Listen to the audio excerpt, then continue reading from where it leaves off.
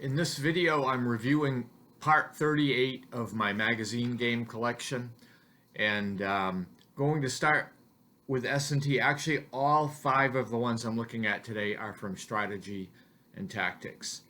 So this first one is number 286.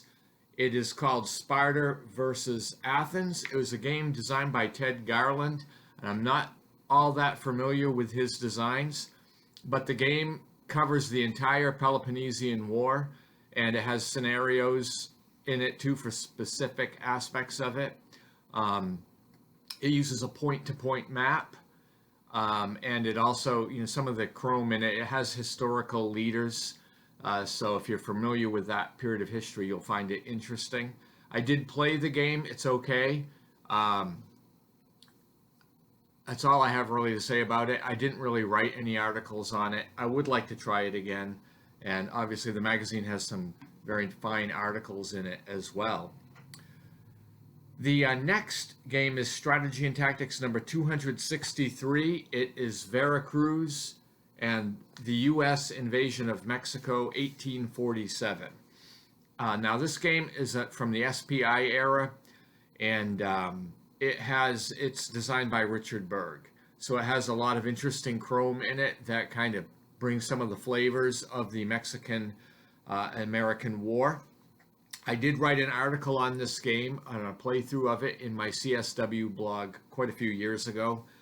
And some of the things that Berg included in the gameplay is rules for yellow fever, which took a huge toll on the soldiers in this war. There's also an index there to bring political elements in, particularly with the Mexican political climate, which is very important in this era. Also, there are rules for guerrillas and gunboats and things like that. So it's kind of an interesting game. I thought it was pretty good. It is dated, but I did find it a very interesting game. The next game in my collection here is from S&T number 174, Indo-Pakistani Wars. I played a number of scenarios out of this back in the day. In fact, this game has a scenario for the 1965 war, which was a more limited conflict, and then again for the 1971 war. And then it has a couple of scenarios for some hypothetical 1990s action. So I found the game quite good. It has a lot of detail in it. It's designed by Joe Miranda, and it was in what I call his better period in the 90s. And actually, I wrote some articles that were published in Fire and Movement magazine in this issue here, which was 147. I actually wrote 2 short replay articles. Here's one on page 21, Indo-Pakistani War 1965. And they also published the article I wrote on the 1971 war, Indo-Pakistani War of 1971, India's Blitzkrieg, which I had another replay. You can see it has the black and white photos in it from my gameplay. So yeah, I also put these replays were on my blog in CSW, and they may make an appearance on my YouTube channel if I can convert them into video slideshows and like that. The next game is from S&T number 151, and this actually had 2 games in it. Friedland, which is an 1807 Napoleonic battle, and actually 1807 is my favorite Napoleonic period, particularly Eylau is the battle that I'm most interested in. But this game was designed by Joseph Miranda. I have not played it.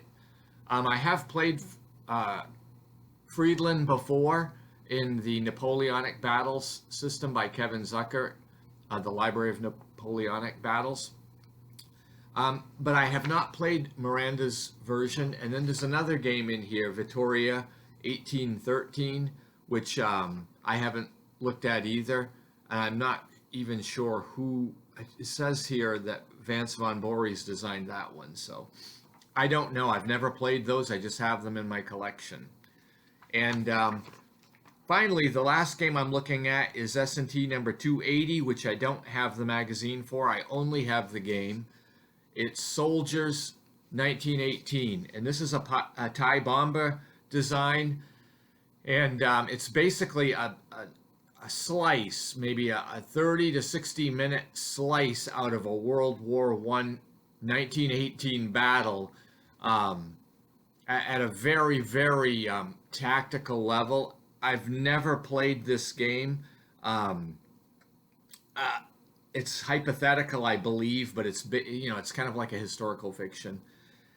It's Ty Bomba. It's very typical, I understand, of his designs. It's streamlined. Some people have streamlined as a synonym for boring. So I'm not sure if that holds true, but I haven't played it. I was supposed to write an article on it years ago, and I never really got it to the table. So it's in my collection. Maybe I will play it sometime. We'll have to wait and see.